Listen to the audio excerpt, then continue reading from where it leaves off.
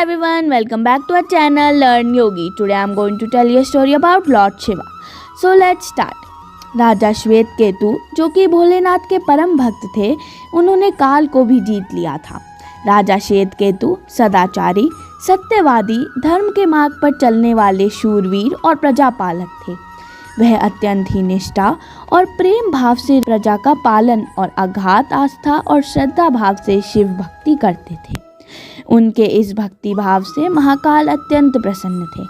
उनकी कृपा से श्वेत केतु के राज्य के लोग दुख, दरिद्रता, अकाल मृत्यु और महामारी से अछूते थे।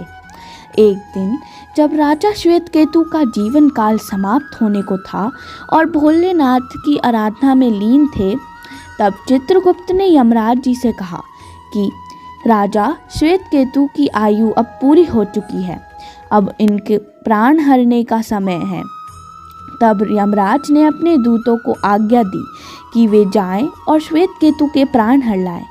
यमदूत राजा श्वेत केतु के पास पहुँचे तो वह शिव मंदिर में थे। दूत बाहर ही खड़े हो गए। श्वेत केतु गहरे ध्यान में थे।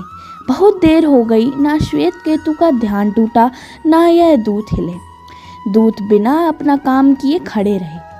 जब वे वापस नहीं पहुँचे तो यमराज ने विलंब होते देखा तो कालदंड संभाला और खुद चल पड़े। दूतों के आने में देरी होने के चलते यमराज स्वयं ही राजा श्वेत केतु के प्राण हरने पहुँचे, लेकिन वहाँ उन्होंने देखा कि वह तो महादेव की साधना में लीन है। अब तो वह सोच में पड़ गए कि इसके प्राण कैसे हरे। उन्होंने सोचा कि यह अभी पूरी तरह शिव पूजा में डूबा है, इस स्थिति में शिव पूजा का उल्लंघन नहीं किया जा सकता। तब वह भी बाहर ही खड़े हो गए। उधर जैसे ही काल को उसकी सूचना मिली तो उन्होंने तलवार निकाली और शिव मंदिर में जा घुसे।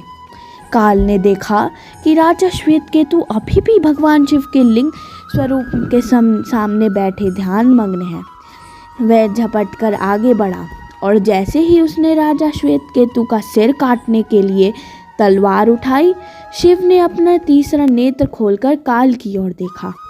भोलेनाथ का तीसरा नेत्र खुलते ही काल वही राजा श्वेत केतु के सामने जलकर भस्म हो गया। थोड़ी देर बाद जब राजा श्वेत केतु का ध्यान टूटा, उन्होंने अपनी आंखें खोली तो राख में बदल चुके काल को देखा। उन्हें चिंता हुई कि यह कौन है और क्या है। श्वेत केतु ने भगवान शिव से पूछा, हे भोलेनाथ, यह किसकी राख है? इसे किसने और क्यों जलाया? तब भोलेनाथ ने बताया कि यह काल था जो कि तुम्हारे प्राण हरने आया था। राजा श्वेत केतु ने कहा कि हे महाकाल, यह तो आपकी ही आज्ञा से तीनों लोक में विचरता है, लोक के नियंत्रण में रखता है। इसी के भय से तो लोग पुण्य कार्य करते हैं। आप इन्हें अतिशीघ्र जीवन दान दे दें। शिव जी की कृपा से काल और उसने उठते ही श्वेत केतु को अपने गले से लगाकर बोला, राजा, तुम जैसा तो तीनों लोकों में कोई नहीं है। तुमने तो अजय काल को भी जीत लिया।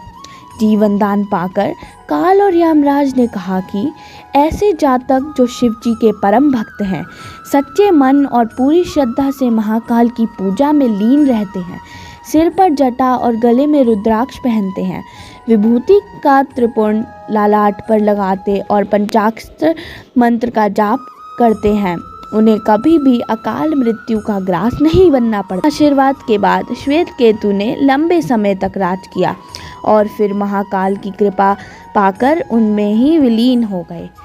Thank you and have a nice day. Thank you for watching. Don't forget to subscribe. For more update, press the bell icon, like, share and comment down.